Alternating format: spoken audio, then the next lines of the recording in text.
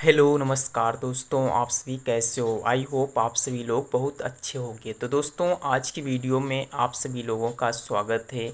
आज की वीडियो है क्लास 10th मैथ चैप्टर 2 यानी पॉलिनोमियल्स। उसमें हम लोग सीखेंगे कि दो चररैखिक समीकरण में आप सभी लोग सवाल को कैसे हल करते हो। तो क्लास 10th का मैथ का वेरी इंपॉर्टेंट टॉपिक है और इस टॉपिक से कोई ना कोई क्वेश्चन ज़रूर करके एग्जाम में पूछा जाता है। तो हम लोग आज की वीडियो में सीखेंगे, वो भी बहुत ही सरल तरीके से। तो मेरा पहला क्वेश्चन है कि निम्नलिखित बहुपद के शून्यांक ज्ञात करो और शून्यांकों और गुणांक के बीच की सत्यता की जांच करो। तो आज की सवाल बहुत ही सरल रहेंगे, आप लोग देखिएगा, आनंद भी आएगा। तो वीडियो पर बने रहिए पूरे लगातार लाइव। तो सबसे पहले हम इसके कॉन्सेप्ट को सीखेंगे कि इसमें गुणांक और सत्यता की जांच क्या मकसद क्या है और इसका पर्पज क्या है और ये क्या होता है। तो सबसे पहले चलिए, आपका टाइम ना नष्ट करते हुए मैं कॉन्सेप्ट की ओर चलता हूँ। तो मेरा कॉन्सेप्ट क्या है, सबसे पहले आप हेडिंग डालिएगा कॉन्सेप्ट, समझिएगा, तब आप लोगों को समझ में आएगा। समझते हैं हम कि दो चर रैखिक समीकरण कहते हैं किसे हैं। जैसे कि मैंने लिख दिया ए एक्स स्क्वायर प्लस का बी एक्स और प्लस का सी लिखा मैंने। तो इस रूप में यदि कोई मुझे समीकरण मिलता है तो दो चर रैखिक समीकरण होता है। और इसके यदि इस रूप में मिलता है कि उसके बराबर में जीरो लगा हो तो दो चर रैखिक समीकरण होता है। और यदि इसके बदले में हमें ये ना मिले और केवल इतना मिलता है तो उसे हम क्या कहते हैं, पॉलिनोमियल्स, यानी पॉलिनोमियल्स या बहुपद आप लोग कह सकते हो इसे हिंदी में। तो आप लोगों को मैं हिंदी में ही बताऊंगा क्योंकि मेरी भी इंग्लिश वीक है। तो हम चलते हैं कॉन्सेप्ट की ओर। तो मैंने इतना बता दिया कि X square plus B X. अच्छा, इसका मतलब क्या होगा, जैसे मैंने लिख दिया 4x² प्लस का 5x और प्लस का मैंने 6 लिख दिया। तो मेरा ये क्या लिखा है, एक बहुपद लिखा हुआ है ना। क्या लिखा हुआ है, बहुपद लिखा हुआ है। तो इसी के रूप में ही तो मैंने लिखा। अब यहाँ से आपको क्या क्या जानना जरूरी है वो मैं सबसे पहले आपको बता देता हूँ। यहाँ से मैंने वैल्यू निकालूंगा कि a बराबर कितना है तो 4 आएगा, b बराबर यदि यहाँ से वैल्यू निकालूंगा तो 5 आएगा, और c की यदि वैल्यू निकालूंगा तो c बराबर 6 आएगा। तो इतना आई होप आप लोगों को कन्फर्म हो गया होगा कि हम लोग इसकी a की वैल्यू और b की वैल्यू कैसे निकालते हैं। अब यहाँ से हमें और कुछ पता होना चाहिए कि यहाँ से हमें दो वैल्यू प्राप्त करनी होंगी। एक x बराबर हमें अल्फ़ा प्राप्त होगा, क्या प्राप्त होगा, x बराबर अल्फ़ा प्राप्त होगा, और एक x बराबर बीटा प्राप्त होगा। इतना तो आप लोगों को आई होप कन्फर्म हो गया होगा। अब यहाँ से हमने बताया आपको कि अल्फ़ा और बीटा कैसे निकलते हैं, ये बता दिया। अब यहाँ से हम सीखते हैं कि इनके बीच में सत्यता की जो बात की गई थी, अभी आप लोगों ने देखा है, यानी ट्रूथफुलनेस की जो बात की गई थी वो कैसे निकलती है वो जानेंगे। तो चलते हैं, पहला संबंध हम सीखते हैं इसके बारे में।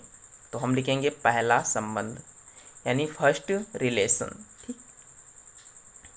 तो पहला संबंध होगा क्या, मेरा पेन भी नहीं, चलते हैं समझिएगा। सबसे पहला संबंध होता है, क्या होता है पहला संबंध, शून्यांकों, आप लोग ध्यान से समझिएगा और इसे नोट कर लीजिएगा कॉपी पर। शून्यांकों का योग बराबर। अब जब योग की बात आई है तो योग का मतलब ही होता है वो जोड़। तो यहाँ से अल्फ़ा प्लस बीटा को जब हम जोड़ेंगे तो क्या मान आएगा हमारा, माइनस का b बटे में a। अब आप कहोगे कि माइनस बी और ए क्या है, मैंने अभी आपको बताया कि ए और बी क्या होता है, वो आप निकाल सकते हो यहाँ से। फिर दूसरा जो संबंध है वो है मेरा शून्यांकों का, शून्यांकों का क्या है मेरा दूसरा संबंध, शून्यांकों का गुणनफल, गुणनफल। तो इतना आप लोगों को समझ में आएगा कि अल्फ़ा मल्टीप्लाई बीटा बराबर कितना आ जाएगा, सी अपान में ए। तो यदि आपको ये दो सूत्र याद हो गए तो दोस्त पूरा चैप्टर आपका खल्लास हो गया। इतना सरल है कि कुछ कहने ही लायक नहीं है। तो इतना मैंने बेसिक कॉन्सेप्ट आप लोगों को बता दिया। अब चलते हैं अपने क्वेश्चन की ओर। तो मेरा पहला क्वेश्चन है x² माइनस का 2x माइनस का 8। इसी को हम फिर से लिखते हैं, क्या लिखेंगे, x² माइनस का 2x माइनस का 8 को हल करो, को हल करो। तो समझते हैं कैसे इसे हल किया जाता है, आप लोगों को बेसिक से समझाने का प्रयास करता हूँ। तो यहाँ पे लिखिएगा हल, और हल लिखने के बाद में इसे लिखते हैं px यानी बहुपद के रूप में।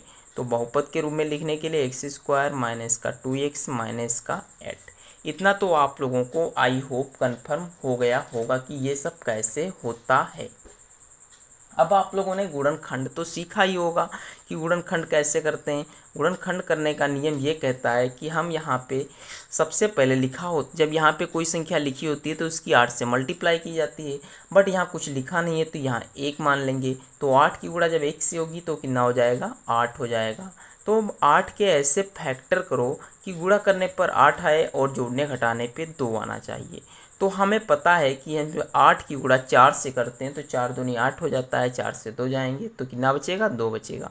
तो यहाँ लिखते हैं एक्स स्क्वायर माइनस क्या करना होगा हमें, 4 माइनस का 2 एक्स माइनस का 8। इतना तो आपको कन्फर्म हो गया होगा दोस्तों।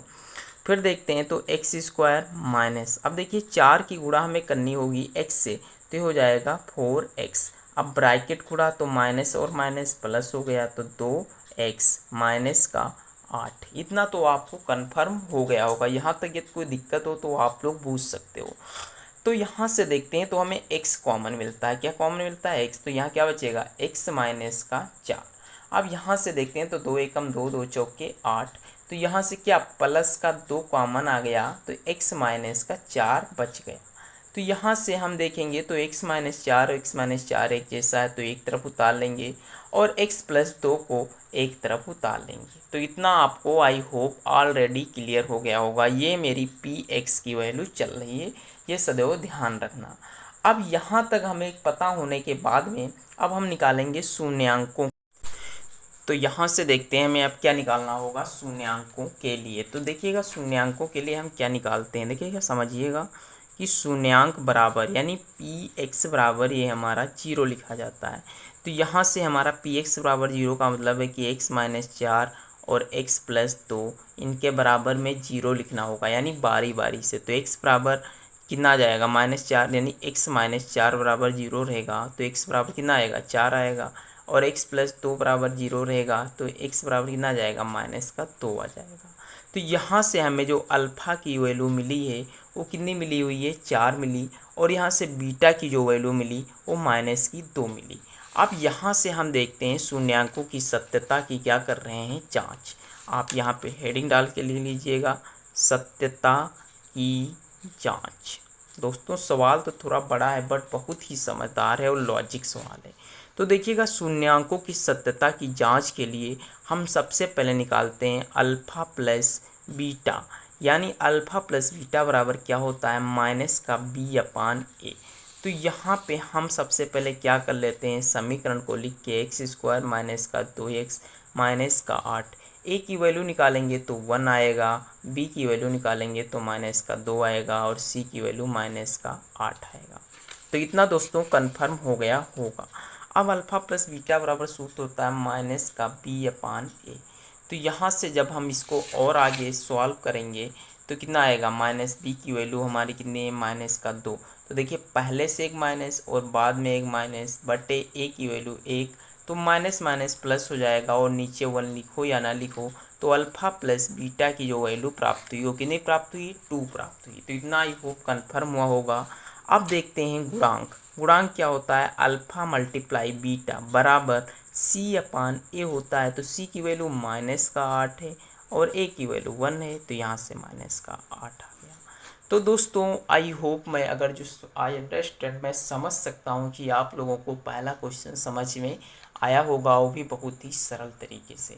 अब हम चलते हैं नेक्स्ट क्वेश्चन पे, और नेक्स्ट क्वेश्चन जो है बहुत ही इम्पोर्टेंट है।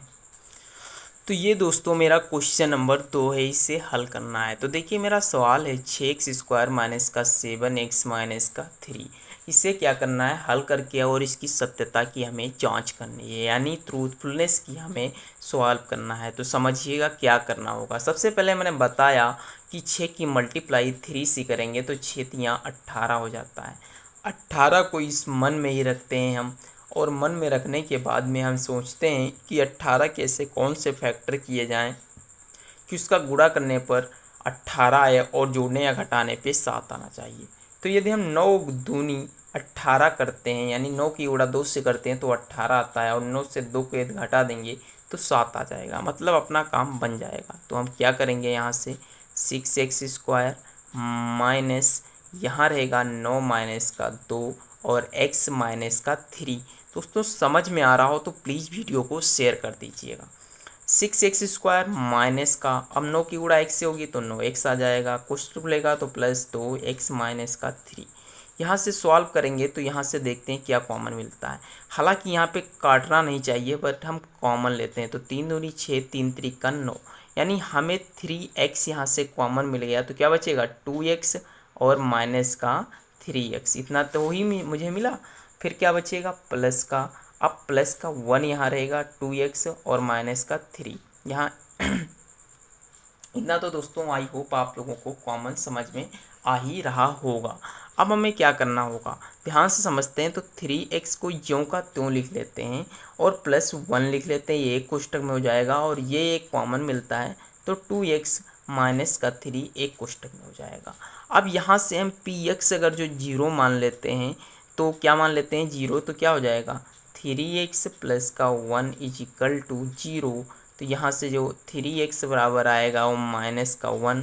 तो यहाँ से x की जो वैल्यू हमें प्राप्त होगी माइनस का 1/3 प्राप्त होगी। इतना तो कन्फर्म हो ही रहा होगा। फिर देखते हैं अगला। अगला है 2x माइनस का 3 बराबर 0, यानी 2x बराबर निकालेंगे तो 3, तो x बराबर हमें 3/2 प्राप्त होगा। तो यहाँ से हमें अल्फ़ा और बीटा की वैल्यू प्राप्त हुई, यानी x that is alpha, x that is beta. I hope कितना कन्फर्म हुआ होगा।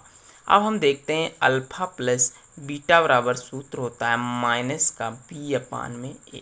तो हमारा यहाँ से यदि b देखते हैं तो 7 है माइनस का, तो यहाँ लिखेंगे माइनस का 7 बटे a कितना है, तो a हम यहाँ से यदि देखें तो a हमारा कितना प्राप्त हो रहा है 6 प्राप्त हो रहा है।